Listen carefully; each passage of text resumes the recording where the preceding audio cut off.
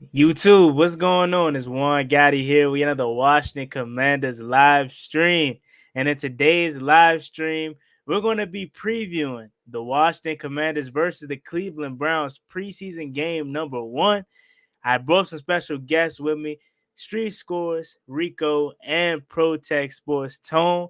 So I appreciate them, and you guys will see them right after the intro. Before we get into it, I want to ask you guys leave a like on this video, subscribe if you're new, and turn on post notifications. We're on the road to 6,000 subscribers, so please hit that subscribe button again if you haven't already, and don't be afraid to subscribe to ProTech and also Rico.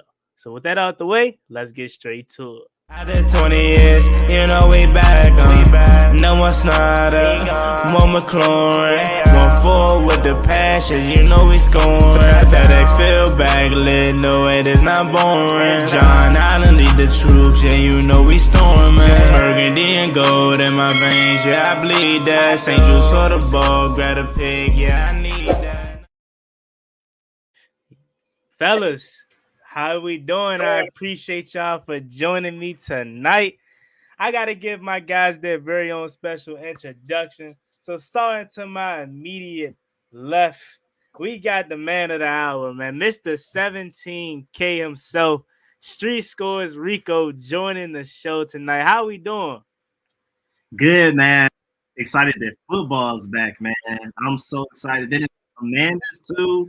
Can't wait to see what we got cooking out there, man. We got a lot of stuff going on from last year. Yeah, definitely. I appreciate you again for taking time out your night for joining me and talking about our beloved Commanders. And to my right, y'all can't see him, so go ahead and unveil yourself for the people out there. What's up, man? we got my guy ProTech Sports Tone checking in. I appreciate you for rocking with me tonight and joining the show. How you doing? I'm good, bro. You know what I'm saying? It's always good rocking with Juan, man. Juan Stream's always lit, man. I couldn't say no to that. I know Juan Stream be lit, man. We got Rico to build it, man. It's just a lit night, man. Beautiful Thursday night. Preseason tomorrow. Football's back. We excited, man. Let's go, man. Let's go. Man. Let's do this. Yeah, definitely. And again, like I said, I appreciate y'all for rocking with me. So with that out of the way, let's get straight to it. Unfortunately, I have to start it on some kind of negative note, but I want to get it out the way because I want to ask you all about it. Obviously, this past week, it was a whole stir that happened with Ron Rivera comments and on Eric Bieniemy and the way he's coaching. I'm gonna be honest with you. I made a video on it titled "Washington Commanders fans and the media is overreacting," because I truly feel like people was overreacting to Ron Rivera comments. Like the way people were reacting was as if he said Eric Bieniemy is trash, he doesn't know what he's doing. He literally said they came to me and I told them go to Eric Bieniemy about it, which honestly is what I would have said. I probably wouldn't have brought it to the public, and that's the issue. I get it, but he didn't say anything wrong. You got a problem with Eric Bieniemy, go talk to Eric about it. I know I'm the head coach, but go talk to EB about it, And I get it. Yes, I get it. Bringing it to the media was not the problem at hand. But at the same time, I'm pretty sure Ron didn't expect this kind of outpour from it. I think he was just talking and he just thought maybe it was going to be something that would get swept under the rug. Again, it created this commotion and brought this spotlight. This was national attention for no reason at all. So I'm going to start with my guy Rico, man. I know you probably are hip to it already, but what are your thoughts about it? How do you feel about what happened between the Ron Rivera and EB situation? Yeah, I just feel like Rivera's just been more loose, period. Like you can see him smiling more. He answers people's questions in depth. He's like pulling up to the press conferences happy. And that one just probably kind of slipped out. It was like literally one of the last things he answered. And I still feel like he shouldn't have done it. He didn't have to give anything behind the scenes like that. That wasn't necessary. But I do agree that people are taking it out of proportion. Like you got Booger McFarland out here talking, like saying our players are soft. You got Tyreek Hill taking up Eric Bieniemy, like you said, like people are calling him trash or something. I do feel like it got out of control. Rivera, he should have apologized. I'm glad he did because we wouldn't be in this situation if it wasn't for him being so open about something that shouldn't have been out to the open. But I do feel like overall, especially media-wise, fans, I mean, I can see why people are upset with them. I can also see why people are upset with the players even thinking the Eric Bieniemy's being too tough. Like, I mean, y'all not used to winning. This is how winners practice. You better get used to it. But at the end of the day, I agree with you. I think the media I think people are just bored. We just looking for stuff to talk about, especially like the national, like ESPN talking about it, First Take talking about it. I think they just ran out of topics because they never talk about us, and they just finally had some. Right. Yeah. And before I let Protect go, I do want to hint to that last point you said about this is how winners practice. That's my whole thing about it. Do I understand some of the players? Yes, because at the end of the day, it don't matter if they're pro athletes or regular people; they're still human. So at some point, they're going to get pushed to their breaking point, and you're going to probably be tired of it. I mean, especially the running backs. You know, the running backs, they got to run an extra 40, 30 yards after each run. So I can get it. I can get it to a certain extent, but at the same time, it's how bad do you want it?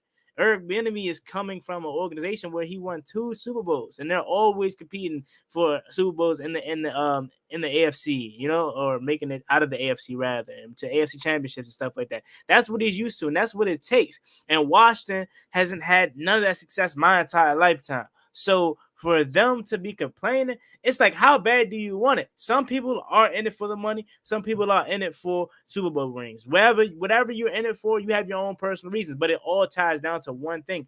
In order for you to achieve those said goals of yours, you got to be successful, regardless of what is you want to achieve out of this thing called football, right? So again, it takes a certain kind of person to be able to go through Eric Bieniemy and all these tough coaches kind of training camps. And I said it also this. The same people that are kind of against how Eric Bieniemy is coaching, or they're kind of pissed off like Adam, are going to be the same people that are thanking Eric Bieniemy later down the line if Washington has the success that we think we can have. So with that being said, Protect, I want to ask you that same question. How do you feel about it? The whole just to add to that real quick, practice should be more difficult than the game. That's typically how you go into a game and you win games. Just even like college, like Georgia, Alabama, a lot of those players go from college to NFL. But like the NFL is easier, so this is smooth. I should be able to be productive. I'm not worried about injuries because I went through it worse in practice than I'm dealing with it at the NFL level in games. So if you practice hard, NFL games should be easier and it should be smoother. We shouldn't be panicking. Like, I've never seen this before. I've never experienced this before. My body's sore. I'm tired. Right. I definitely agree with that. I said that also. I was like, man, the games are the fun part. You know, this is the grueling time. You know what I'm saying? So go ahead, Protect. I want to hear what you have to say about that, my guy. Now, I do think we overreacted a little bit. Don't disagree. But Ronald Eugene Rivera is still an effing goofy. I'm sorry. You kept that out your mouth. You should never said it. Should never been said. You should have kept that to yourself. And that's my problem with Ron. Ron get to talking too much and then say some things he's not supposed to say. Now, was it blown out of proportion? Sure. I blew out of proportion. Shoot, I ain't gonna lie. Goofy man be fine. You stupid mom. Like, yeah, I was mad too, but like at the same time, like, bro, shut up. Sometimes you need to shut up. Like, just don't talk. Just walk away when they ask a wild question. Walk away. No comment. Like, just walk away. Don't talk. Just don't talk. And I ain't gonna hold you. Whoever complained to them, whoever complained about Eric, y'all soft as hell. Y'all are softer than some daggone Scott tissue paper. Y'all are so soft, it's ridiculous. Yeah, y'all softer than this microphone right here. Y'all softer than this Gatorade ball. Y'all just soft. Y'all just too soft, bro. Come on. Like, y'all did the same thing the last 3 years, and it's equated to 7 or 8 wins max. Nothing has changed for y'all. Y'all a mediocre team. And now a guy that's won Super Bowls come in here and try to re-energize y'all and bring something different. You gonna go complain? If you don't go have several seats and shut the hell up and go practice, I don't want to hear you cry. You ain't won nothing. You ain't done nothing. Everybody got to finish last in the daggone division, and instead of you being motivated, you gonna go complain? I'm pretty mad at the players who complain more than Eric. I'm not even mad at Eric. Ronald's Ronald. I don't really care anymore. I'm mad at the players who complain. That is goofy.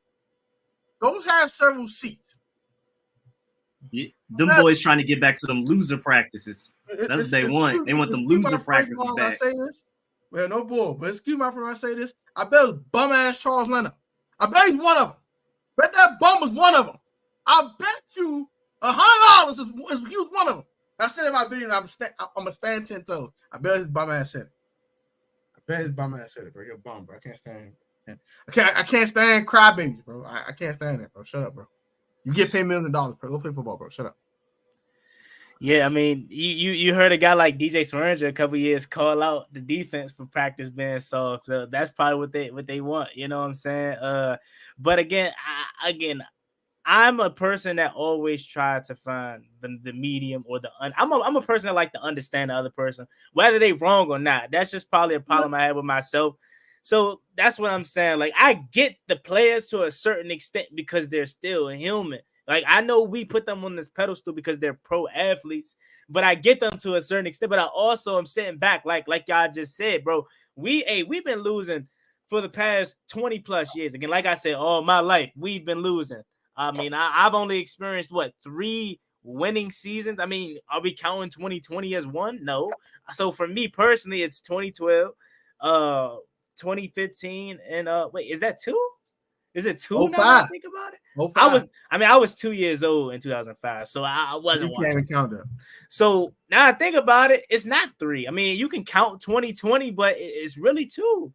You know, so we needed this change. You know what I'm saying? And I think it's a positive impact. Like winning seasons technically would be 3. It would be 3 because 2016 we went. Well, yeah, 2016 500 technically. Well, yeah, 2016, but I like to forget that year because I think that was probably my most heartbreaking year because of Dominique Rodgers-Cromartie ended the game, Kirk Cousins. Oh my God, that was probably my biggest heartbreak game I've ever watched, bro. I was so hurt after that game. But yeah, so technically 3 years, but a successful year for me is playoffs, and I only experienced 2 of those games. Granted, we should have probably won both of them, but hey, that's neither here nor there. But again, like I said, I'm all for the change.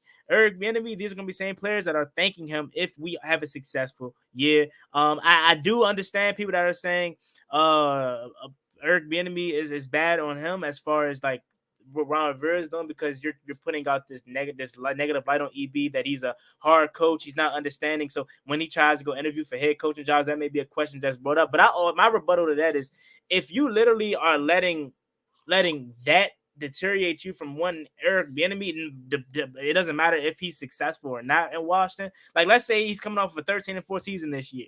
If you're depending on what Ron Rivera brought to the media as I'm a higher Eric Bieniemy, then you just don't want him because ain't no way I'm gonna turn down a 13. If my team is trying to rebuild, look for the head coach, ain't no way I'm turning down a 13-4 record. I don't care if your practice is too hard. That's what we need. You feel me? So again, I think everybody's just blowing it out of proportion, and that's how I feel. I'm like, I know a lot of Washington fans are going to disagree with me, but I'm gonna just be honest, bro. I think everybody's overreacting about it. Ron Rivera, and then my man Ron Rivera had to make an apology, bro. Y'all saw him kept reading the paper. Like, come on, bro. That was even more goofy than the comment. Why did he have to apologize, bro? He didn't even do nothing, bro. Like, all right.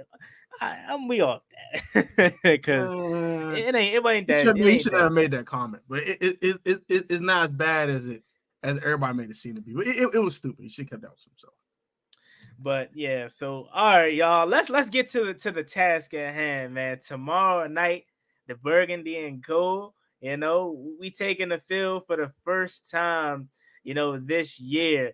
I said this is the most exciting preseason game for us fans, but the most important one is probably the third one for like the back end of the roster and stuff like that. But this is the most exciting time for fans. I mean, and especially this is a different year. Team is so Eric Bieniemy, Sam Howell, Manuel Forbes, like we got a whole new aura in Washington. So it's definitely an exciting time. Before we get a deep dive into it, I'm gonna start with Protech on this one. Just give me your overall view on excitement level for tomorrow because it's the first time we're seeing this team. I'm excited, man. I'm extremely excited. I'm just extremely just ready to see these boys play, man. Like I'm extremely I'm excited to see how, first of all, we only saw the little sample size last year. We didn't see much of how last year. Um, I want to see Forbes, and I know this. I know the fan base is extremely split on Forbes. They even love Emmanuel, but they can't stand him. Look at Jarris in the comment section. Perfect example. And I'm really excited to see one De'Ami Brown. We get to see him play with his college quarterback, and this time they expecting a bigger role from him. So I'm excited to see all these young guys, Quan and Ricky Strongberg. I know the one to offensive lineman. I'm excited to see that center play. I'm excited to see all these guys play. KJ Henry. We saw him whoop Leno bump the other day. Just whooped him, spanked him. I'm trying to see him spank someone else tomorrow. I'm just excited. I'm just excited. It's just all these young guys and no more Dan. It's just it's a sense of peace and just locked in on football. There's no extra distractions, cheerleaders, and this and that, and name changes, and Dan doing this and Dan doing that, and da da da da. All the dark clouds are gone. We can focus on football. We can just be fans and not be I can say news reporters and fans all at the same time. Because we call all these news, we can just focus on the game that we love, which is football. That's what makes it so exciting for me. If we could just lock on these players, evaluate these guys, evaluate the roster, and just be excited about it and not be so like, oh, he's still here. Why is he still here? All this complaining and all that. Good job. We can just focus on the game. Yeah, I definitely agree with everything you said. All right, Rico, let me know, like, before we deep dive into it, your overall just excitement that you're finally seeing the Burgundy and Gold back on the turf. Man, I'm just so happy to have football back, period. I mean, college, anything, just sports, we have a few months of just like, I'm football and basketball, so we have a few months of just like nothing going on for me. So I'm just really excited to not only see football, period, but then my Burgundy and Gold, our Burgundy and Gold. We get to see these rookies in action, new offensive coordinator, new quarterback, some free agents. And of course, we're going to dive into specific things. So I'm trying to avoid mentioning things right now, but excitement wise, it's through the roof, man. I just can't wait. I can't wait. Yeah, man. So, all right, y'all. Let's deep dive into it now. Let's start with the defense. Why not? Let's start with the defense first, okay? First thing that I want to talk about for the defense is obviously we want to see what Emmanuel Forbes is going to do. He's dealing with a groin injury, which doesn't seem to be too severe. But I'm similar in my approach of watching this defense and Emmanuel Forbes specifically, with like I am with Sam Howell. I don't care if Emmanuel Forbes goes out there and gets 2 picks or a pick. I just want to see the fundamental things. The most important thing that I want to see out of Emmanuel Forbes is, can he hold his own? Obviously, they want to make weight as a big issue. So that's the thing I'm looking at the most. Is he holding his own? If he's in press coverage, is he getting blown off the ball? Is he holding? You know what I'm saying? Are they attacking him or are they trying to stay away from him? I just want to see the fundamental things from Emmanuel Forbes. So, Rico, what's some things that you want to see, not only from Emmanuel Forbes, and some other defensive players tomorrow? Man, I'm really interested in seeing like the depth, especially because like we have certain guys that we're gonna work in rotation wise, and I want them to look like starters out there amongst backups when they're out there with the backups. I know we're gonna dive into a lot of starter stuff like Emmanuel Forbes and stuff like that, but guys like Quan Martin or even Ricky Strongberg, he's technically not a starting center yet. So when he's out there with the backups, I want him to look like he should be the starter going against backups. I want to see that across the board. KJ Henry, I want to see you dominate the backup offensive lineman, all that type of stuff. So I'm really interested in seeing even Khaleke Hudson.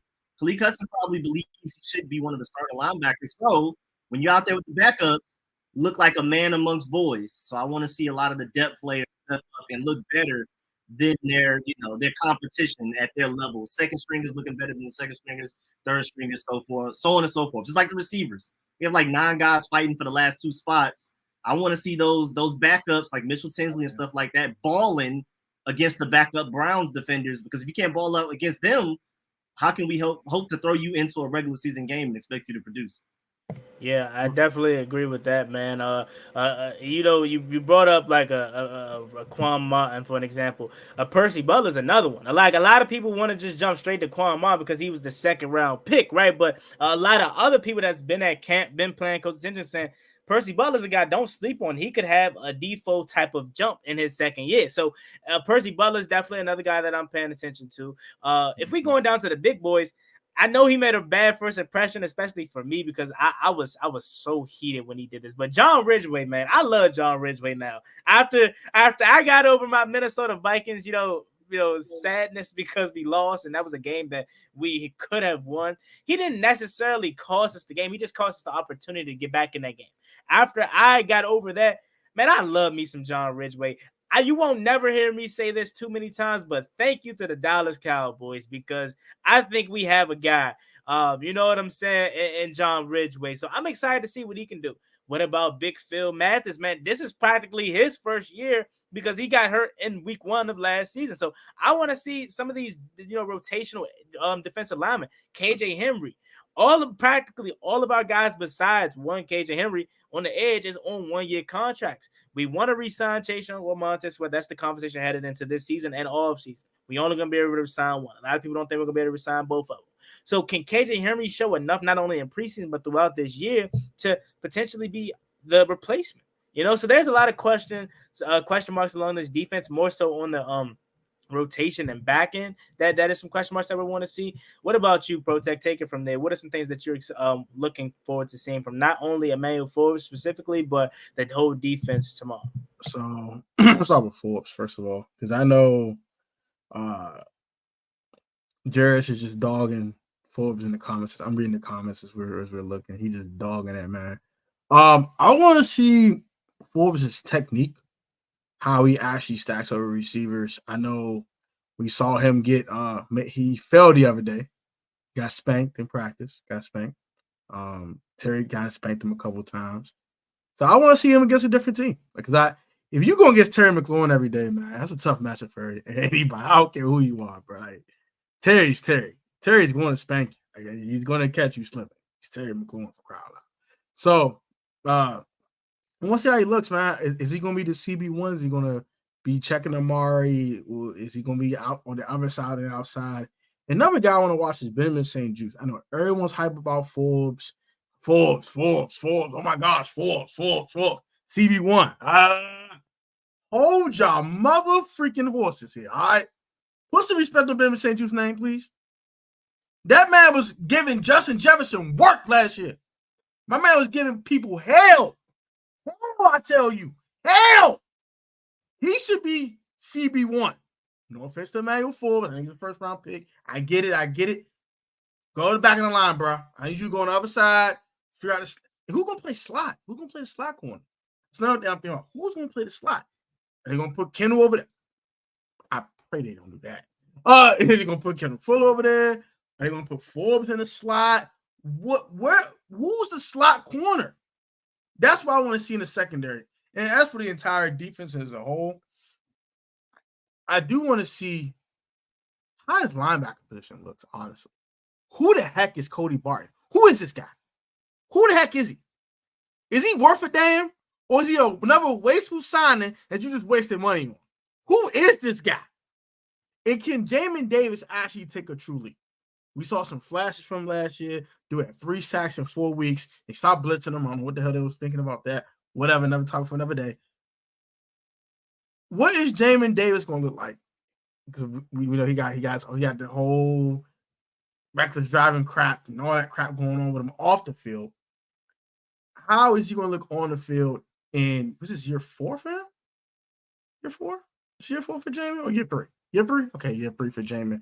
How's he going to look in his junior campaign in the National Football League? What did he work on? Did he work on his coverage techniques? Did he work on being a better blitzer? He's been a good blitzer already. Did he work on his fundamentals, like attacking gaps, gap discipline? What did he work on to be a better linebacker? Because last year, his gap discipline was just absolutely horrible. And his coverage skills, for how fast he is, was absolutely dog crap. Did you work on these things? Did you fix these things? So that's what I want to see from the entire defense. I know what the D-line going to do. The D-line's the D-line. I know everybody's excited to see Chase. I think Chase, I want to ease Chase in. I know he looks healthy and all that. Ease him in.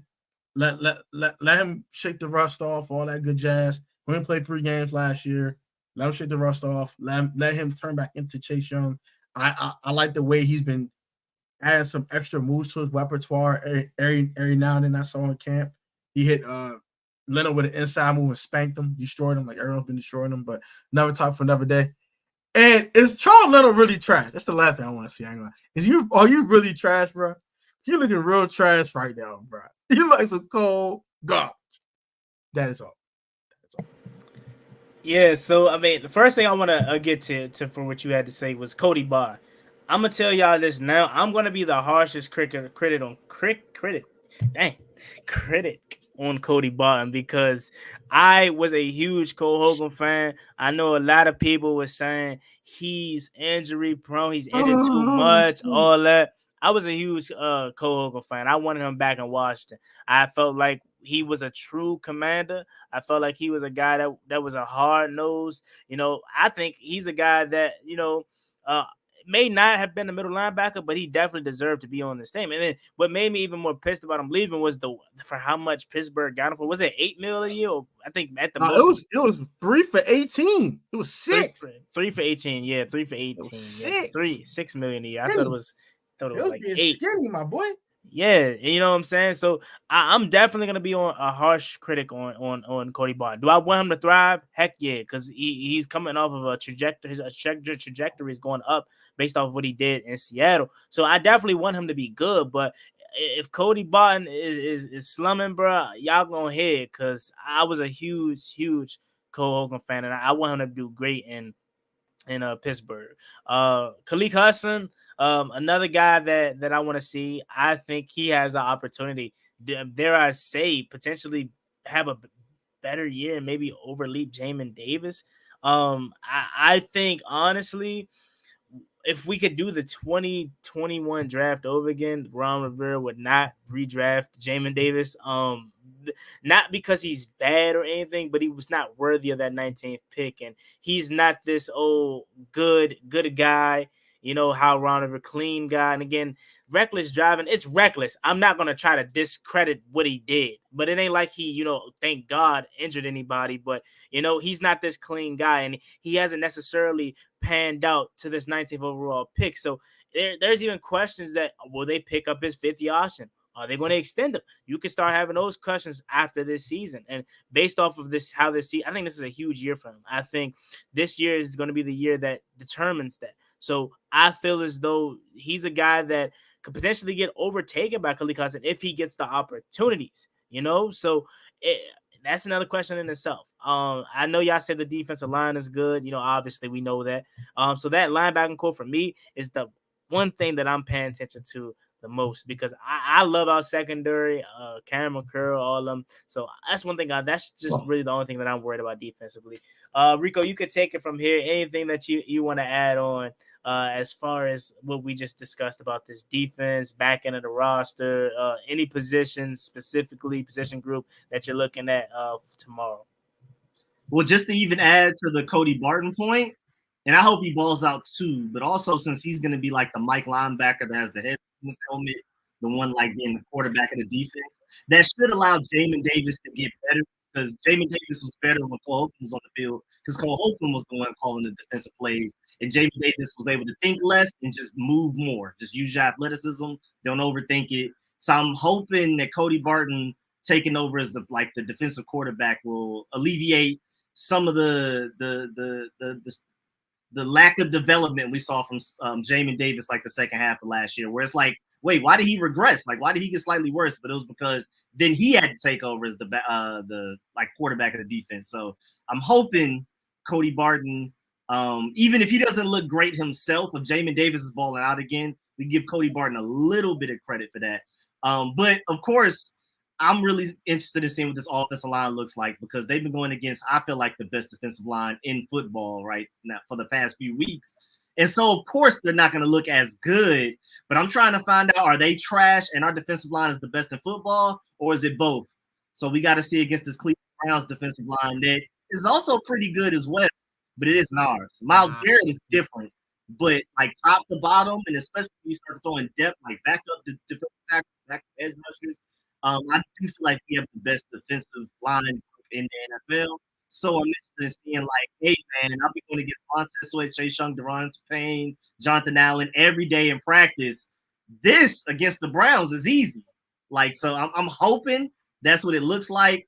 But I'm really excited to see. And then on top of that, of course, Sam Howell, a lot of little things like footwork, going through his progressions, getting the ball out of his hand quickly, being accurate over the middle of the field, especially for a short quarterback, to the sidelines, which is something that Taylor Heineke and Carson Wentz couldn't do. And Sam Howell has shown that he can do it in flashes so far in training camp, deep down the field. Even little things like, are you accurate on screens to where Brian Robinson or Antonio Gibson don't have to reach to like their shoelaces to get it. By the time they get ready, the defender's in their face. So like, can Sam Howell throw that accurately enough to where they can get it, so they can maximize the yards that they get out of that play?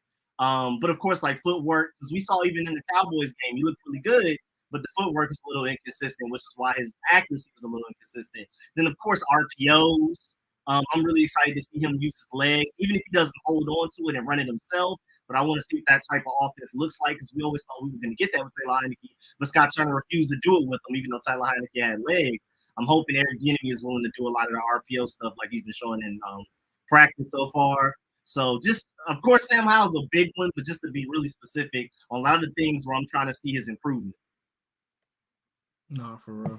Yeah, and you did, started us off right by now shifting to the offense. Let's talk about Sam Howell. A lot of things that you said, I agree with. I don't care if Sam Howell goes out there and throws 1, 2, 3 touchdowns. That don't concern me right now. What I want to see from Sam Howell is how he is with the fundamentals. How is his footwork? Most importantly, how fast are we getting out of the huddle? Are we letting the clock go all the way down to 5 and we're still in the huddle struggling to get it out to play? So we have to now call a timeout. How is he checking his reads and making pre-snap adjustments? Identifying the middle linebacker.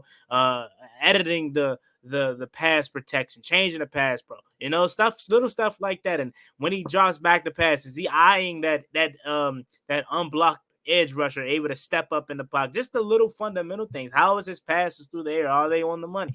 Are there enough air on them? Is he overthrowing guys?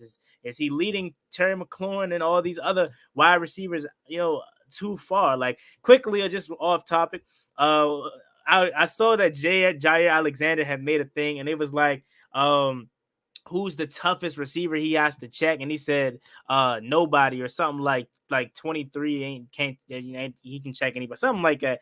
And I already knew. I was like, bro, what? Terry literally killed you. Like, every time y'all play, he dogs you. So I saw the comments and everybody was saying that, and I was like, you know what? I'm gonna go back and watch that Green Bay Packers game from last year. Bro, the plays that Jair Alexander did good on Terry was literally Taylor Heineke's fault. Like, the passes, Terry was so open, the passes was either behind him, or they were all behind him, the ones that he didn't make. So stuff like that. Is he hitting Terry in stride? Is he making the correct read and not forcing things? Or is he making the safe check down play?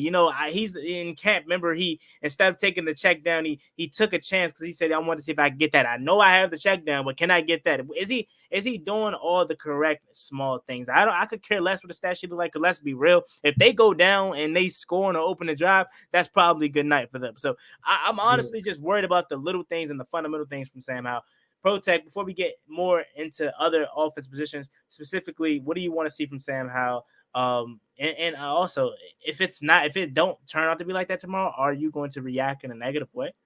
And no, Rico, I can ask you that same question too.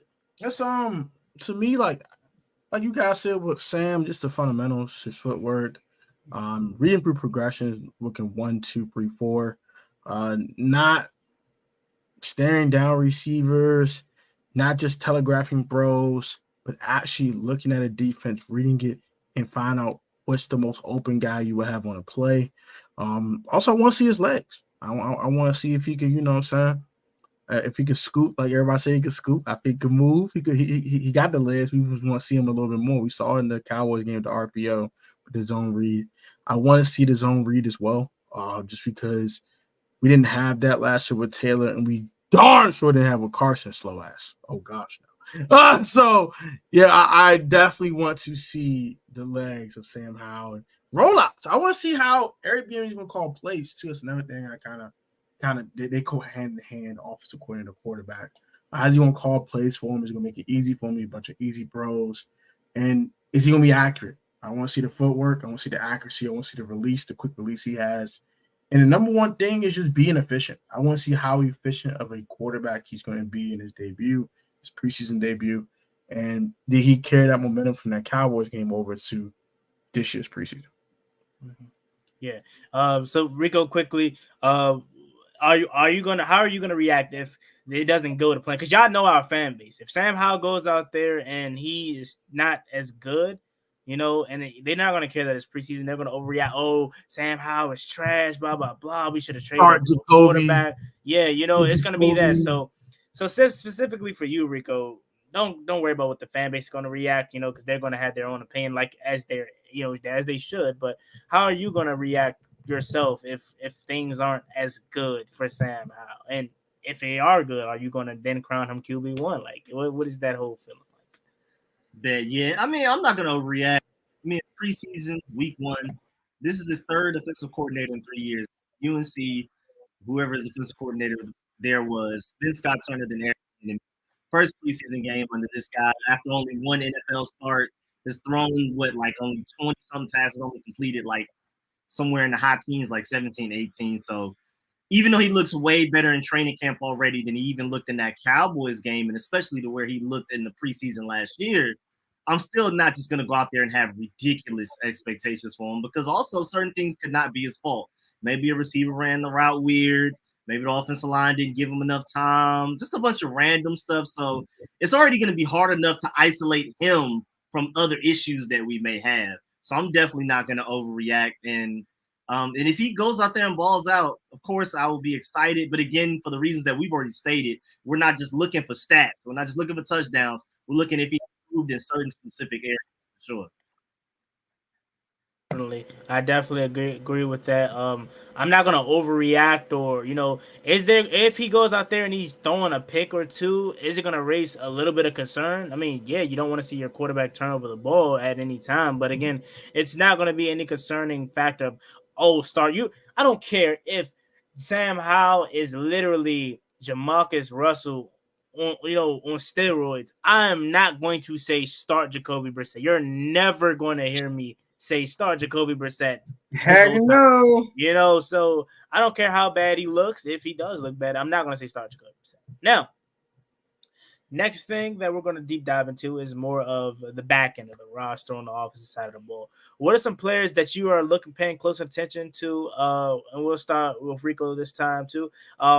What are some back in the roster offensive weapons that you're looking at? We'll just, keep it to, receivers and tight ends, and then we'll probably transition maybe to, the offensive line and whatnot. But weapons for Sam Howell and whatnot, what are some of the back end guys? Like, obviously, we know what Terry is, we know what Curtis is, we know what Jahan is.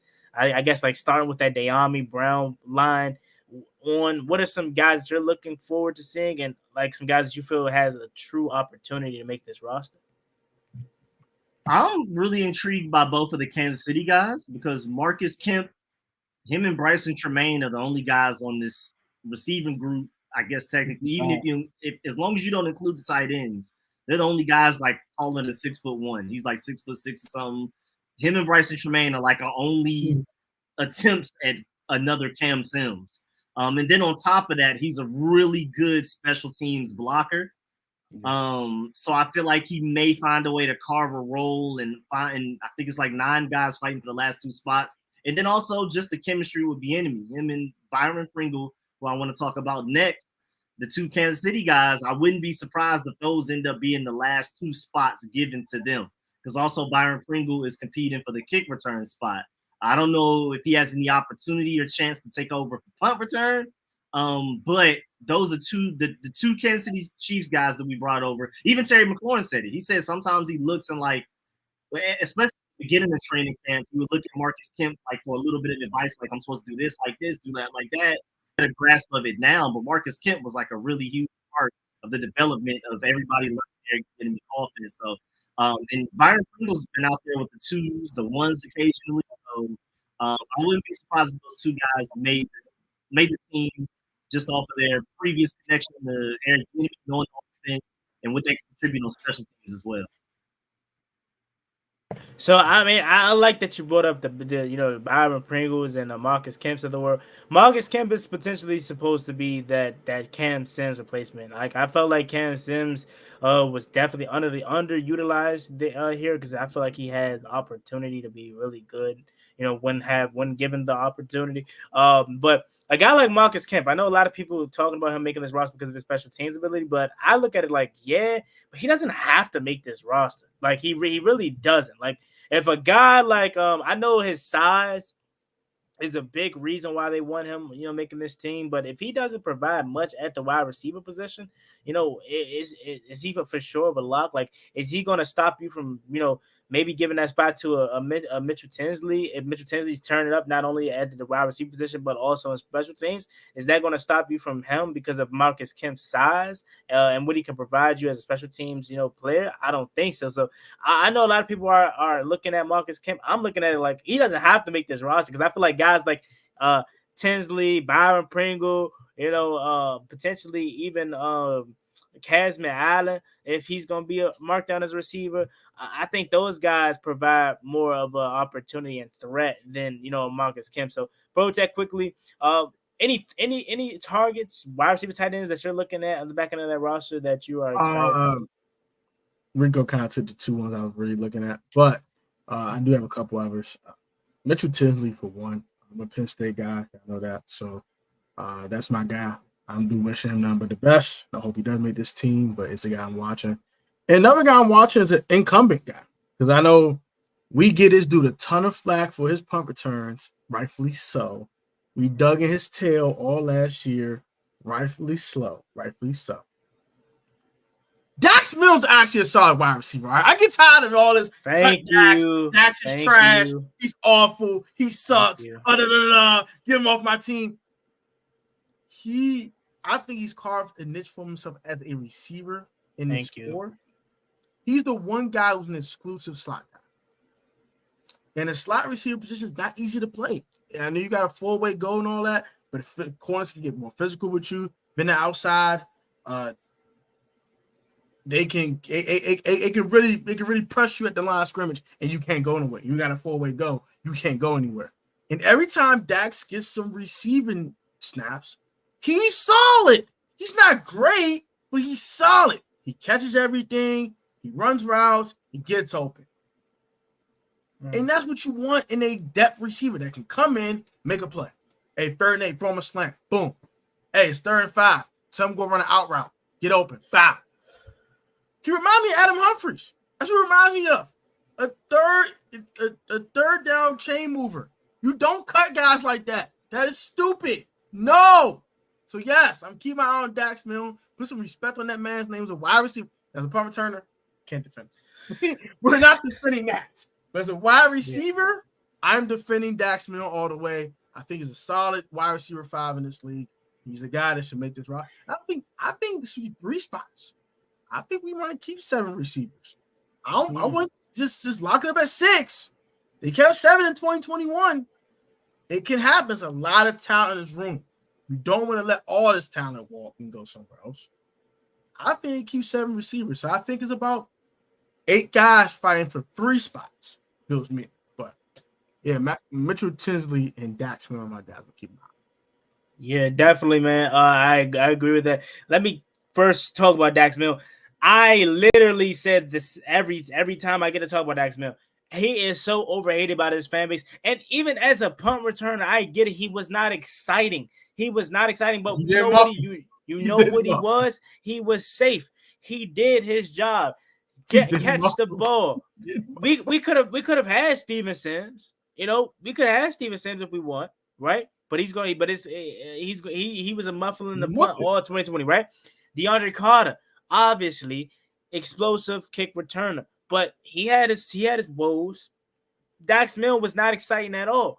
but he did his job, and I may be a part of the the fan base that don't want this, and I may have an unpopular opinion, but I would not mind Dax Milne being our starting punt returner again, because at least I know he's going to catch the ball, and I know how good our offense can potentially be. So I would love a 35, 45 yard kick return touchdown to the house occasionally. Don't get me wrong, but first of all, I want to see this offense. So if this offense is as good as it could potentially be, just give me the ball from the 2025 and call it a day. So Rico, what do you think about Dax Milne? I don't know if I really hear you talk about Dax Milne as the receiver and punt returner.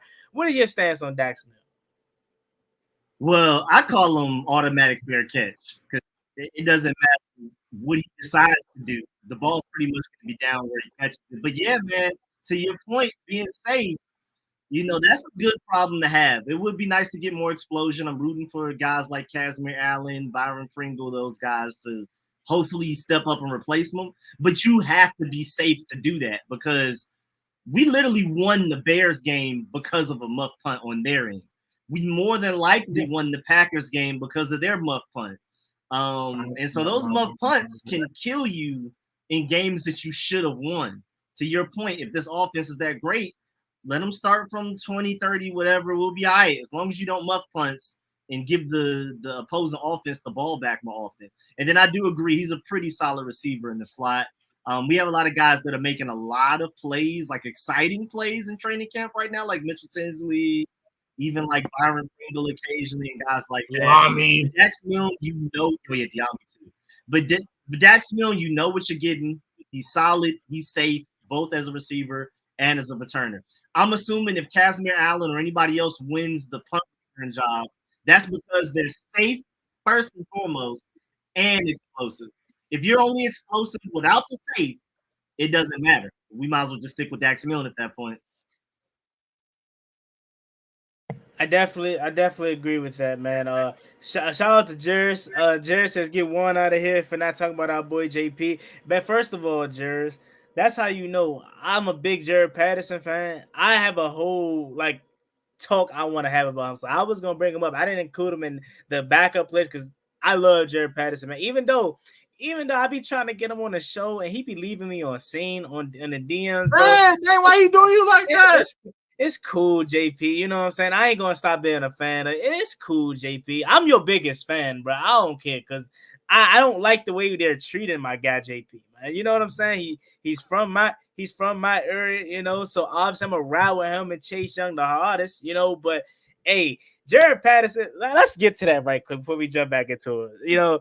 JP, again, like I said, even though I've been trying to get him on the channel, and it's one thing if you don't open my junk, it's one thing if you don't open it, I get it, but the fact that he real live be opening my jokes and just leaving me on scene, he like, nah, I don't know, bro. I'm not about to go on his channel. And I get it. I ain't mad at it.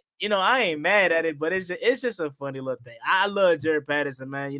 I think he's a guy that has all the talent in the world. And literally just because he's small, they don't want to give him a fair shot. I heard on the unofficial depth chart, he was the last running back. Like Derek Gore, who had a fumble in training camp, was ahead of him. And I think he's only here because of his Kansas City Chiefs experience. So I like Jared Patterson. I hope they give him the opportunities in the preseason, really, because I want him to show out for other teams. I know he's not going to make this roster because they don't see what me and Jared see in Jared Patterson, or maybe potentially you guys. I don't know how y'all feel about Jared Patterson. I know majority of the fan base are like the coaches. They don't see what we see in Jared Patterson, but I think he's a really good back. About him.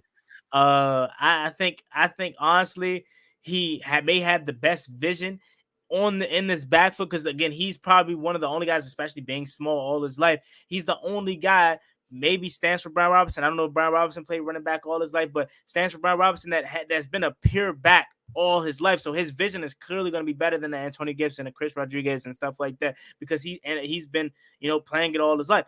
Jonathan Williams, I'm not the biggest Jonathan Williams fan, but it's not because he's trash. It's just because I like Jared Patterson more. Like when I saw Reggie Bonify, I called him Bonfire last year because I didn't know how to pronounce his name. But when I saw Reggie Bonfire getting more curries over Jared Patterson in the preseason last year, I knew we had a problem.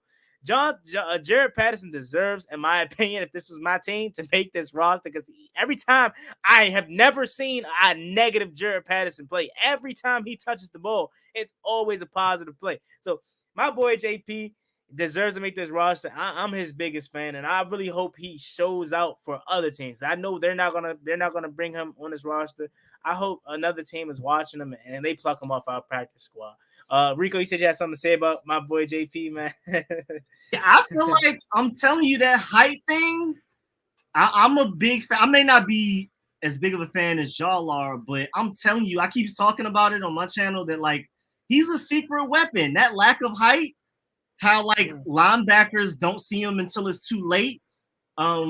We have our defense has the advantage of practicing against that all season. So if we ever go against a really small running back, our linebackers are kind of used to it. They have the muscle memory. They've been working on it all season. But if we were to keep them on roster, and then like in regular season games, an opposing defense only has a week to prepare to find somebody that little behind those big offensive linemen and defensive line, it's going to be hard. That's why it seems like every time we throw him in the great game, he's breaking off a 5-7 yard runs, because once the linebackers see him, it's too late. And like to your point, he has good vision and he's a one-cut guy. Once he sees the hole, he takes it.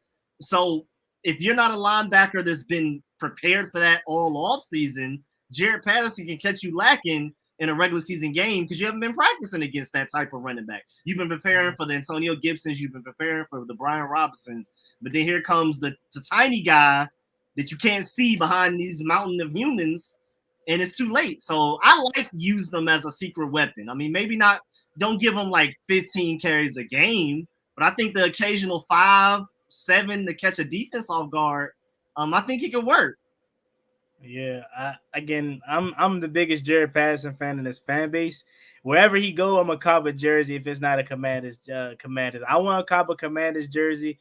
But I'm wherever he goes, I'm gonna give me a Jared Patterson jersey. Again, I don't know him personally, but just the fact that he's from my area, PG County, I gotta rep him and Chase Young to the fullest, man. But yeah. JP, hopefully he finds some success in this preseason. Hopefully they don't give, Reggie. I don't even know if Reggie Bonfire is still here, but I hope they don't give Derek Gore or Jonathan Williams more carries now, because they love John. I don't trash.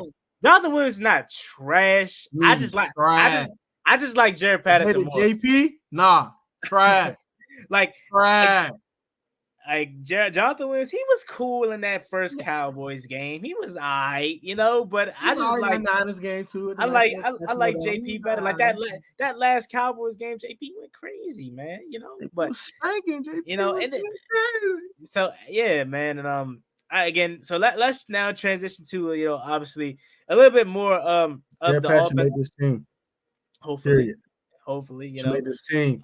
And I know bum old Jay will. I'm leaving like that. I forgot about Chris Rodriguez. I ain't gonna lie. I know I mentioned him, but I forgot to mention him like in that conversation because he was one of my favorite draft picks coming out of this past year. But let's transition to the offensive line. That's a big question. Obviously, we want to focus in on that left guard battle. I don't know how y'all feel about it. We'll start with Protech on this one. I think if Chris Paul, the left guard battle, if he goes out there tomorrow and has a really good showing, he has the opportunity to shut the door close on Sadiq Charles, because Sadiq Charles, he's been dealing with injuries all of his time here in Washington. And that was my biggest gripe, was bro doesn't even start and he's always hurt. Could you imagine if we had to depend on him to be our left guard, bro? We would never have him in the lineup, because he was always hurt. Like, if it ain't a concussion, it's something else wrong with Sadiq Charles. Like, he has all the talent in the world, bro, but he's just always hurt. So he was hurt in camp today, not today, but this year. It wasn't as severe, but it caused him to, have Chris Paul run with the ones, and he's been getting all the shine. So I think if he goes out there tomorrow, that being Chris Paul, has a really good showing, I think they probably already have their mind made up. And I believe Steve Charles is playing and he's healthy. So tomorrow, I don't know if y'all also think like this, but maybe the first unit, who goes out there with the first unit, maybe says a lot, of who's ahead. So Protech, quickly start with that, Chris, that left guard battle, and then we'll transition to the rest of the offensive line after Rico goes. For the left guard battle, I can take a step further. If Chris Paul has a good showing tomorrow, he will be a starting left guard. If he goes out there and has a good showing the next preseason game versus the Ravens, they're going to cut Sadiq Charles. He won't be on the team. He's getting cut. You don't play. You stay hurt. You are a waste of a roster spot. Bye. You're a waste of time. We wasted 4 years on you. We're not wasting no more time. It's kind of similar. It's a different position, understandable, to Kelvin Harmon's situation. He got hurt in 2020, could never really stay healthy, and really didn't really play. And then when other guys came on the roster, they took his spot. He couldn't make after the first cuts. And then he's in the XFL. I think Sadiq Charles heading that path. I'm sorry. Don't stay healthy. Don't play. What are you here for? You're a waste of space. There's only 53 of me. There's only 53 of these guys can be on the roster. You can't just waste my time. Either play and show the potential you have, or go. We won't miss you. Sorry. Sorry. That's bold right there. Sadiq Charles getting cut. I mean, if we do that, like, what's the? And I know Braden Daniels is a guard tackle. Like, you know, that's very bold. I mean, I wouldn't be surprised, but I only say that because I think Dalton Risner's still out there. I think it's a guy we can sign. Mason also, Brooks, Wiley plays guard and tackle. Yeah. So in a pinch, you can move Cornelius Lucas to right tackle and plug Wiley in if there's an emergency. Still, and also Nick Gates too. Nick Gates can play guard as well, and Mason Brooks. So I mean, maybe it's not as wild as I'm jazzing it to be, but that's definitely a bold statement. But it's not, because I've been hearing it too. I just would be surprised, because I'm like, dang, because he has the talent. You know, it's not the talent. It's just the health. So Rico, what you got to say about that, about the left guard battle going on in Washington? Well, first of all, I'm worried about, like, if Chris Paul starts, now maybe if he balls out, we'll say something, we'll know he's a starter, but it could just be because Sadiq Charles is still hurt. But if Sadiq Charles starts, that means that they're clearly trying to force Sadiq Charles as the starter. Whereas, again, vice versa, Chris Paul starts, I'm not exactly sure how much it says, unless he goes out there and looks really good. But yeah, I'm ready. I mean, we can keep him as depth, because, I mean, he's like a positional flex guy, that guard, tackle, whatever you need. I can see that. There's him sticking around because of that. Unless, again, like a guy like Mason Brooks, like y'all brought up, just balls out. He's been looking really good in camp, especially in one-on-ones. But I'm ready to move on to Chris Paul, because, again, for the reasons y'all have stated, it sounds like he's inevitably going to end up getting hurt anyway. So why start Chris Paul week 5, say, rather than, you might as well just go ahead and start him now, so you can go ahead and build that chemistry with the O-line throughout the entire training camp, the entire preseason, and by week 1 he's ready to go, rather than you trying Sadiq Charles. He inevitably gets hurt at some point, and now you got to plug Chris Paul in, and he's got to figure it out. He's not used to starting anymore and stuff like that. So I think it's just go ahead and time to move on. And if anything, Sadiq Charles can just continue being a backup. But him starting, I agree with Juan. Like, he has all the talent in the world. When you're the starting left tackle for arguably the best offense in college football history, there's something there. But the inability to stay healthy is really annoying. I'm ready to move on with Chris Paul. I saw enough in that Cowboys game. I'm seeing enough so far in training camp. Give him the chance, especially give him throughout preseason, to run with the ones, and let's just keep it moving. Yeah, definitely. All right, fellas. Now let's transition to the other offensive line positions. We can group these together. We don't have to necessarily go one by one. But I'll do one personally. Want to start with center. Because how I feel about center, I loved Ricky Stromberg coming out of Arkansas, and I feel like he is going to be the Chase Roullier replacement. Will he be the starter immediately? I'm not sure, but I feel like that the team wants him to be, because Nick Gates is that new Wes Schweitzer, so he's a Swiss Army knife. He's a guy that can do a lot of things. He's versatile, so he can play center to guard and guard to other guards. So he's an interior guy that you can move around. So I feel as though that they may want to start Ricky Stromberg because they don't want to lose that potential depth that they have at all three positions with Nick Gates. Because if Nick Gates is starting and he potentially, obviously something happens to him, knock on wood, but if something happens to him, you then lose not only your center, but you lose your depth at other positions. So I think the smart thing would be to start, Ricky Stromberg, and that's probably what they want to do. But Nick Gates may get the start because let's say Ricky Stromberg isn't ready. So that's just my thing on it. I'm rooting for Ricky Stromberg. I want him to be the week one starter because, again, I think we need the depth more so than anything. But if Nick Gates has to start, I'm not too concerned. More so, I'm just concerned about him being healthy more than I am just him playing. So, Rico, what do you think about that center position there? Are you kind of the same way, or are you on a total different spectrum? You want Nick Gates to start and and all that. So, what do you think about that? Now I'm with you. Best case scenario, Ricky Stromberg starting because first of all, I think Ricky Stromberg is just a pure center. So even just like versatility wise, Nick Gates is a better backup than Ricky Stromberg because he can play guard and center. And to your point, he's basically the new West White, more of a center. West White's more of a guard, but they're both just pure interior offensive linemen that can play center or guard. And we're also paying him like a West White. So we didn't bring him in here. We didn't pay him like a true starter. So of course, and especially you draft Ricky Stromberg in the third round rather than like the fifth round where a lot of people felt like we could have gotten him. You're expecting Ricky Stromberg to start sooner rather than later. Is he ready? I'm not exactly sure yet. We'll see in this preseason. But of course, best case scenario is Ricky Stromberg is just starting center. Nick Gates ready, especially with Steve Charles being injury prone and Chris Paul is still a little inexperienced. So I prefer to have Nick Gates as a dependable backup for sure. Yeah. So then now we're going to the other positions. I think honestly the right side is set. I'm confident in Andrew Wiley. I'm confident in obviously Sam Cosmi. Just can he stay healthy? I think he has the skill and the opportunity to be the next Brandon Scherf. Obviously, we've drafted B. Scherf and Cosmi as tackles, but later found out that they're better at guard. I think that right side is fine. So I don't really have any concerns about that. Protect, you can add on to what we just talked about, and also that. And then quickly we'll go to the left side. I'll say this. Y'all be trashing Charles Leno. Yeah, hey, I ain't gonna lie.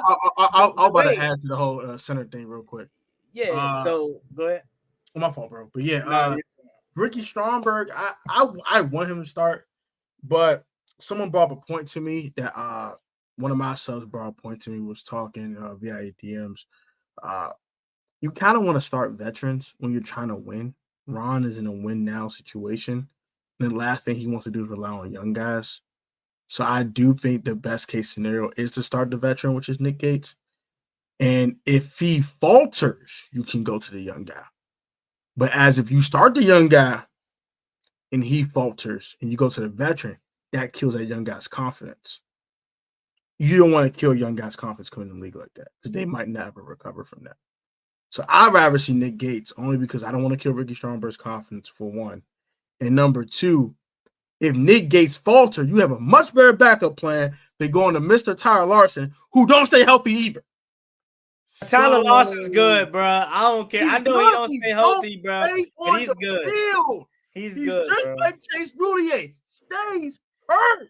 But that's what I'm saying. That's why he's good. That's why he's at the good spot. He's the third center. Notice I didn't even mention him. Three pure centers. That's not smart. You need guys that play on positions. Well, we have two pure centers, So I mean, I get it. I mean, I'm not mad at you for having that opinion, definitely. But I would rather start Ricky because I mean, again, unless he's just terrible, like in preseason, like he can't hold his own. He's getting absolutely rammed, like pushed back into Sam Howell's lap. Snaps are high, and inaccurate over the head of Sam Howell, and all that. The snaps all over the place. Unless he's just completely trash. Unless you say he's Nick Martin, I would rather start him because. You don't want to start a young guy because he's in a win now mode. I mean, it's center, bro. Like it ain't like it's like they make all the calls on center. I don't want when I say this line. That's a critical position now. When I say this, I don't want to try to degrade center because I mean it is definitely a super important play starts with him. So it's a very super important position, but it's not like it's like I don't know, like if you don't have the best center, then your team can't thrive kind of situation to where it's like, yeah, that's what I'm saying. It's kind of like you saying you don't want to kill the young guys mentality. You don't want to start a young guy because Ron is in win now mode, but you starting a young guy ain't gonna stop you from winning games. I mean, unless he's just completely trash. And then my biggest gripe though is I'd rather start Ricky because I don't want to lose that versatility at the three positions with Nick Gates. But it is what it is, I feel your point too. If Ricky's ready to play, cool. I have no problem with it. But like I said, I just don't want at any position these young guys that come into the league, they come into something they don't understand. They're going to a new animal that they never been up against. And the last thing you want is having a revolving door in center because you start Ricky Stromberg, he struggles. You go to Gates, you're like, dang, bro, I really need this versatility. Now I go to Ty Larson because I want the versatility of Nick Gates. And now what you had last year in 2022, you have again in 2023. A revolving door around the center position. And that's the last thing I want, you want, Enrico wants. So that's why I brought it up. But if he's ready to play, I have no problem with it at all. But that's why. I don't want another revolving door, man. That's it. So that's what I ask. We'll quickly. I want no more Nick Martins. No more Nick Martins. We'll quickly let Rico answer this question right here, Rico. That's for you right there. He wants to know if your shirt that you're rocking still sells. So go ahead, take it. It needs to be. I'm definitely working on merch for this season. This one is literally my mom just made it for me real quick. So, but I do want to get some stuff like this going because I had merch last year, but Teesprings is like a little. Once you wash it like 5 times, it get a little ashy. So I'm trying to find a new place to do it through. So I definitely want to get working on merch, and I'm gonna definitely keep that in mind. Appreciate that, Michael. Mm-hmm. Yep. Teesprings definitely. It ain't trash, but it's definitely probably some better things out there. For sure. Ashy. Yeah. So let's transition to well, I want to talk about because I gotta finish my Charles Leno point. y'all are trash in Charles Leno. Like, I ain't gonna lie, the way y'all making Charles Leno seem is making me like y'all making this seem like I could go out there and get a sack on him, or get a sack on a quarterback if he's lined up in front of me. You know what I'm saying? Charles Leno is not good, but like they for whatever reason, they don't seem to be in a rush to upgrade this left tackle. And I'm with you, Protech. I'm with you, Jers. Like I would have been fine if we drafted a left tackle in the first round. I was like fine with that, or even in the second round, because I definitely want a Charles Leno replacement. But for whatever reason, this coaching staff does not seem to be in a necessary mood or fast-paced mood to move on from Charles Leno. Now, I think after this year, they finally will. But the past couple of years, they seemed steady with Charles Leno. Quickly, Rico, how do you feel about the Charles Leno thing? Hey, I think Rico could go out there. The way y'all talking could go out there and put a swim move on him and sack the quarter. The way y'all making him seem like he's Jerron Christian, man. I remember. I can get a sack on Charles Leno. We're gonna spank him. No, I'm definitely not that low on him. Like I wanted tackle in the first round, but I think he's straight, and I wouldn't be surprised if we like go really aggressive on getting a tackle in the first round this upcoming draft. Like this is his last opportunity because this year, if we cut him, it was going to be a lot of dick cap. But next year, we pretty much get most of the money back if we want to. So this is his last year. I'm cool with him starting left tackle. Because I just feel like offensive linemen get a bad rep overall, period. Because out of 50 snaps in the game, you can completely lock up the edge rusher for 48 of them, but you allow 2 sacks, and now you look terrible. So I just feel like it's a difficult business to win in anyway. I think he's straight, and I think we'll be all right for this season, maybe. But it's definitely attack left tackle starting in the first round next draft. There's too many options. The guy from Penn State. And we could talk about that forever in itself, but I'll give him this year. I don't hate him that much. Yeah, you heard that, Protech. He ain't that bad. Nah, I'm just messing with you. I might give Leno a bad rap, but bro, when he gets spanked. No, I get it though. Like, I'm not mad at you though. Last year, bro, that Kayvon Thibodeau, I think it was both Giants games, bro. He just lost his brain cells, bro. So like, I'm not mad at y'all. Like I'm not mad at y'all. I'm not defending Leno at all. I'm just saying, like, for whatever reason, this coaching staff does just not seem to be in a pressing need to move on from Charles Leno. I'm not even gonna hold you, bro. The moment KJ Harry spanked him at practice, I got bro hands with him. I'm sorry, bro. You have that no was business crazy. letting a fifth-round rookie, third-string defensive lineman, just spank you. Like, he got dominated, spanked. Guy's ankles broken and his shoulders taken from him. It was bad, bro. That's not a good look, bro. I'm sorry, bro. Oh, you saw that live? I saw on the gram after. Oh, it was just like, wait. That's another thing I do want to ask. You don't remember the I think it was the 7th round guy, the linebacker from Louisiana. I haven't heard Andre Jones. Jones. I haven't heard nothing from Andre Jones. Anything about him? I haven't heard nothing. I haven't seen nothing. You haven't seen, and you went to a couple training camps. I've been to 2 of them. You haven't seen him. I haven't seen him make no noise. He's out there, but he's out there, but he's not making no noise. I've heard a couple of things, but I don't even expect him to really make the team. He's not he'll probably be a guy. Yeah, definitely. I was just curious because I was like, hey, they said he could be an edge rusher too, maybe so. And he's like a the spank. Yeah.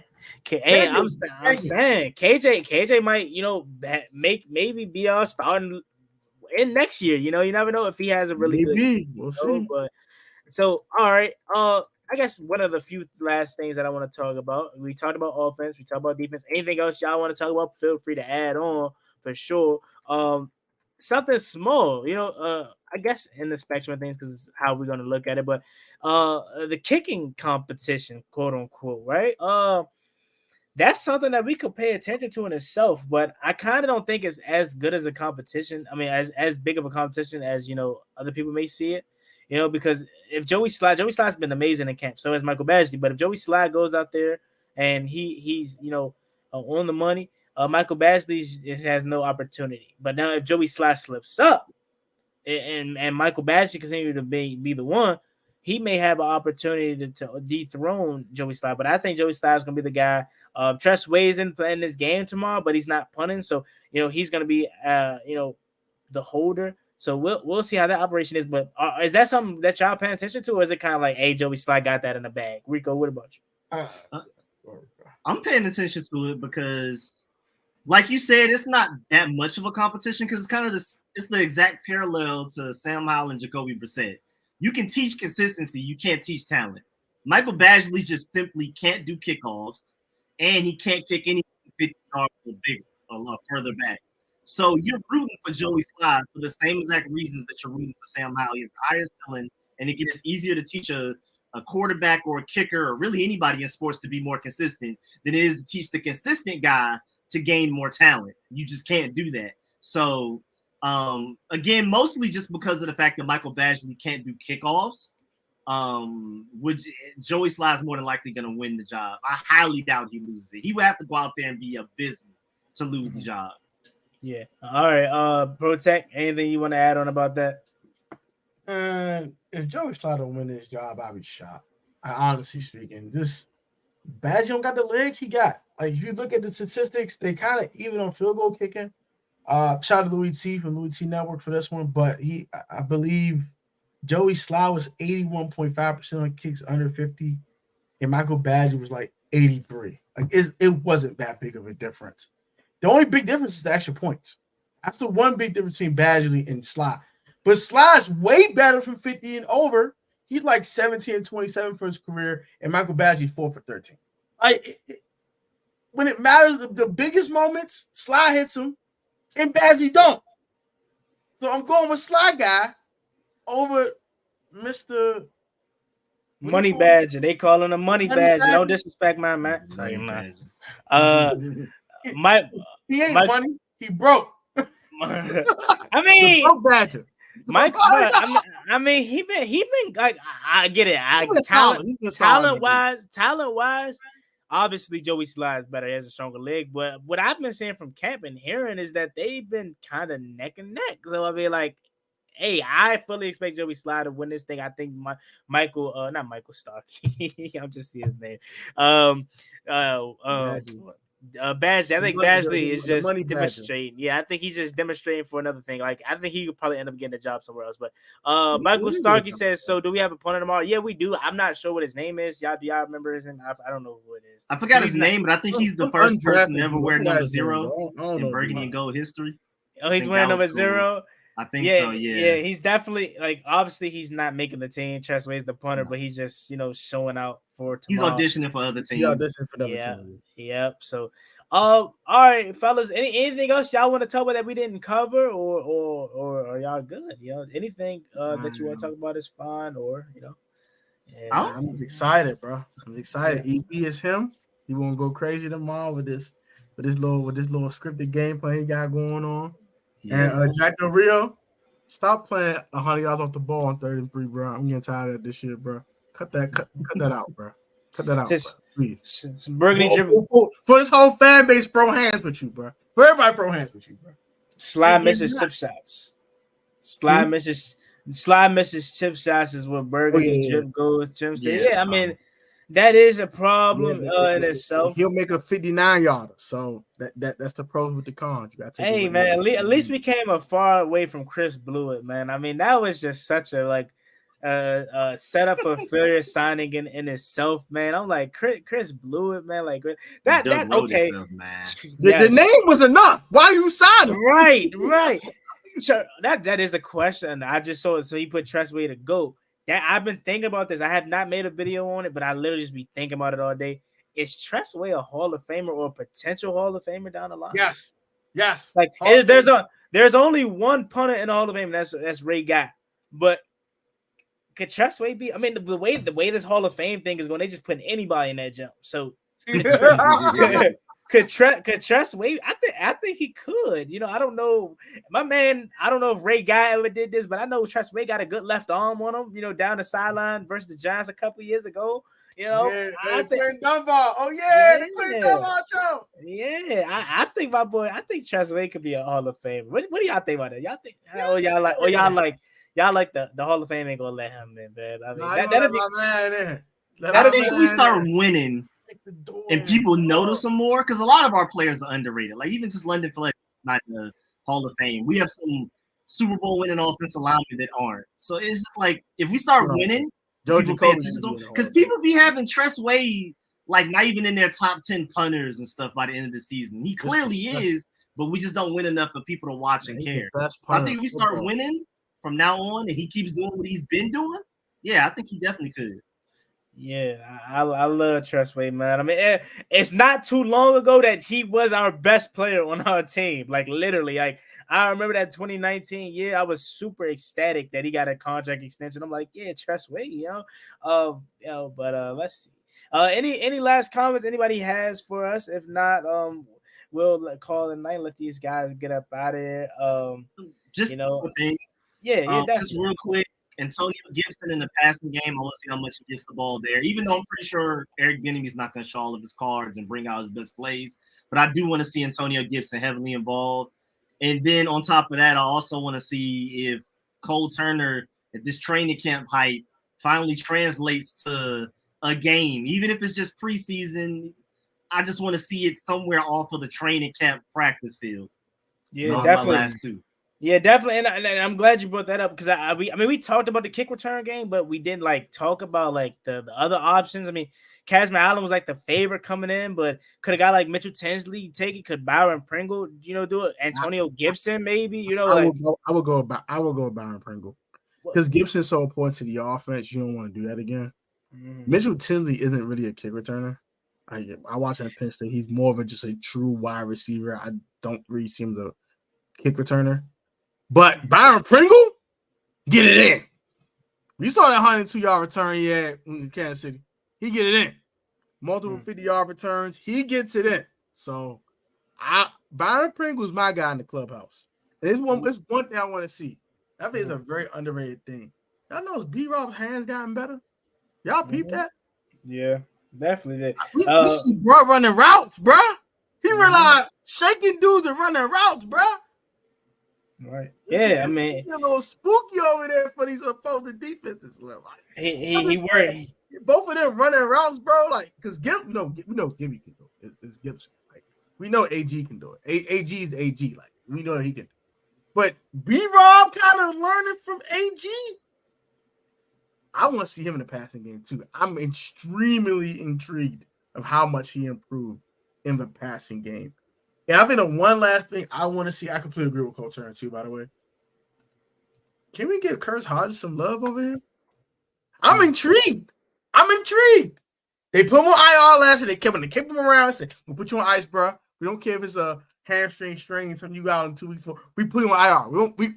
We'll wait for next year. They waited a whole year to see this man in his preseason. How did he progress? Can he snatch a roster spot from maybe John Bates? Maybe. Can we get a little creative with it? We gotta keep 3 tight ends. Can Curtis Hodges leapfrog somebody, make this team? That's a good point. Yeah, I definitely agree. I didn't even mention Curtis Hodges, but he's a guy because I mean, Rico put everybody on the Monty Rogers last year, and we was expecting him to have a big year this year, and obviously he got hurt. So that's definitely Curtis Hodges, Cole Turner. Logan Thomas, man, he's still out with that calf strain, man. I just hope he's good. I hope he can make it through the season, bro. Honestly, I don't know what we're gonna do with that because he just hasn't been the same since 2020, and I keep hoping that he goes back to the old 2020 stuff, but I don't even know if his body could just uphill. Maybe he's starting to shut down on him. Maybe, but I definitely agree with that. I definitely want to see Curtis Hodges, play. Tomorrow and through this preseason. John Bates, I'm not that low on John Bates like y'all. You know what I'm saying? I be feeling like I think he's an incredible blocker. I just don't really see the pass catching ability, like the yak. He's dependable. I admit that. He'll get open and catch a football. He don't bring nothing after that, and that's kind of maybe my critique on him. He's a great blocker though, and I would not. He's carved a niche for himself. He's such a great blocker. But if someone can be if all 3 of these other dudes can be adequate blockers or better, and they're better pass catchers, that might make him expendable too. That's all I'm saying. Yeah, he says I just hope B-Rob hasn't lost too much weight. Now I think he's good. I think again, we haven't even talked about strictly Brian Robinson, but I always say this, like, he literally said in his press conference the other day, like, he didn't feel like himself at all last year, and he still put up 800 yards. If he didn't feel like himself at all last year, like at no point what can a fully healthy Brian Robinson look like? Like Rico, you're a big SEC Georgia Bulldog fan, so you probably know Brian Robinson, like a full healthy Brian Robinson, more than anybody. What can if that wasn't a fully healthy Brian Robinson, what can a full healthy Brian Robinson look like? Man, I'm saying Antonio. Alabama did not give him the ball as much as they should have.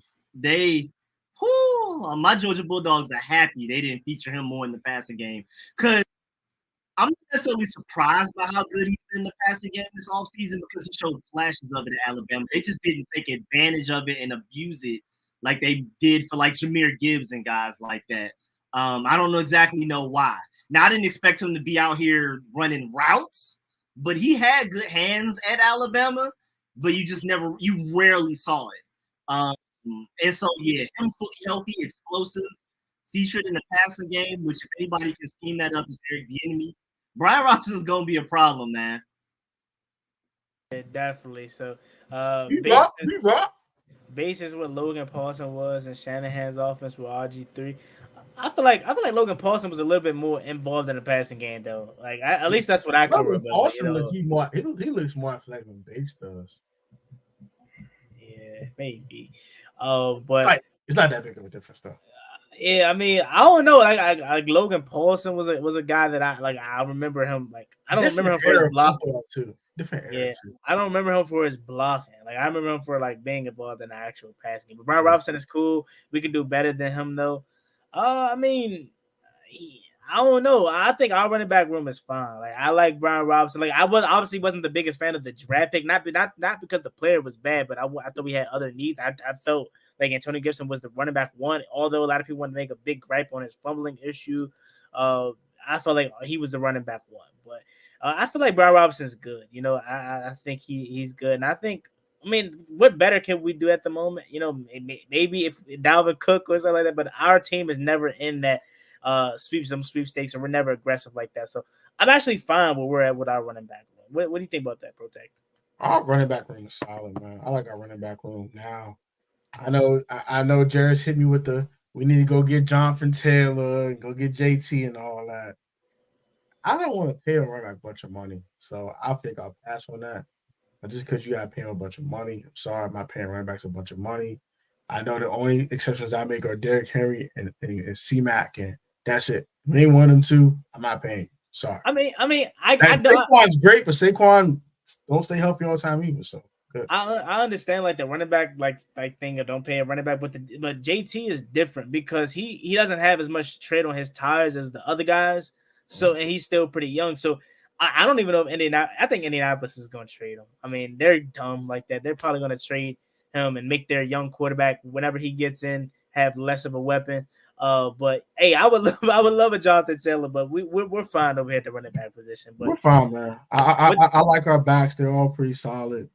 They all have carved a niche for themselves. They all have a role, and everyone knows where they stand. You know what I'm saying? I like a running back room like that to have one big old alpha that takes up all the carries, and you beat them up. Next thing you know, your depth is tested because they don't really get to run like that. So I like my running back by committee. I'm cool what I got. B-Rob is a really, really solid running back. Gibby's a great pass catcher. I know I keep calling. I know he don't like being called Gibby. I'm sorry. It's a habit. I don't know why he don't like that. I would love to ask Antonio Gibson that. Yeah, why not It being called huggable? It just sounds real huggable. Like something you name your teddy bear. Yeah, that sounds real huggable. Like literally, I guess the way Antonio voices it, man, so good, so bro. Like I don't think it sounds childish, but like he's like, oh, Gibby, like that sounds so childish. Like get on my face, you know what I'm saying? That's what. Running back room, like I love running back. Chris Rodriguez is gonna be a problem. I like what he brings to the table. And come on, JP, make the team, bro. Come on, JP. Man, I hope so. Do it for the culture. Do it for the mumbo sauce. Make the roster, bro. Do it for the mumbo sauce, bro. I wish, man, but hey, with that being said, if y'all have any other more topics we can talk about, we can. But if not, then I guess we can call it a night. Protect said he don't. Rico, you got any other topics you want to discuss? Or nothing I can think of, man. We did a lot of. I brought up stuff I forgot about, so I'm just excited about tomorrow. Yeah, definitely. So with that being said, man, I appreciate everybody for rocking with us tonight. I'll let my guy Protect give his last words, and then we'll go to Rico, and then we'll get out of here. Protect, take it away. Shout out to Juan. Shout out to Juan. Juan's the man with the plan. Special shout out to Juan. He's done both my intros for both my channels, so I appreciate bro for that. Thank you for the love, bro. Appreciate that. Shout out to Rico for being on here tonight, man. 17K, man. Vibes, man. 17K, 20K on the way for Big Dog. These two good men right here, man. Nah, for real, like no cap. Like met Rico in person, really cool guy, really down to earth guy, very humble, very respectful, real cool cat, man. Same with Juan, the young goat out here making some things shake. Shout out to Juan, man. Subscribe to all our channels, man. Don't be shy. Don't be a stranger. Subscribe, comment, show some love for us, man. We bring this content. It's for free. It's on YouTube. It's free. You don't got to pay for it. It's a lot of free. Yeah. Hit the button, man. Hit the button. Hit that notification bell on all of our channels. Y'all have a good evening. Y'all be safe on these streets. Y'all get some sleep, man. Tomorrow's Friday. End of the week attack. You know how we rocking, man. Yeah. Hey, like you said, it's free, man. It's not too many things left free in this world, but YouTube is one of them. Rico, take it away, and we'll call it a night. Yes, sir. Of course, I got to start with the shout out to Juan Gotti for having us here. First of all, that background is crazy. I don't even know where you got that. For real. Shouts out to ProTech as well, man. Got the anime channel going and everything. Just happy to talk football with y'all, and I'm really excited to watch football tomorrow, man. We got some burgundy and gold football back, man. Yeah, definitely. So, with that being said, it's been your boy Juan Gotti. Like, comment, subscribe. Hail to the Washington Commanders. We're on the road to 6,000 subscribers. So please hit that subscribe button again if you haven't already. It's free. Like my guy Protect said, ain't many things left in this world free. YouTube is one of them. So hit that subscribe button for all three of us. The link will be down low in the description as always. It's been your boy Juan Gotti. Enjoy this outro and let the words hit your soul, because tomorrow it goes down. Peace. I did 20 years, you know we back. No more Snyder, one McLaurin, one forward with the passion, you know we scoring. FedEx field bag lit, no it is not boring. John Allen lead the troops, yeah you know we storming. Burgundy and gold in my veins, yeah I bleed.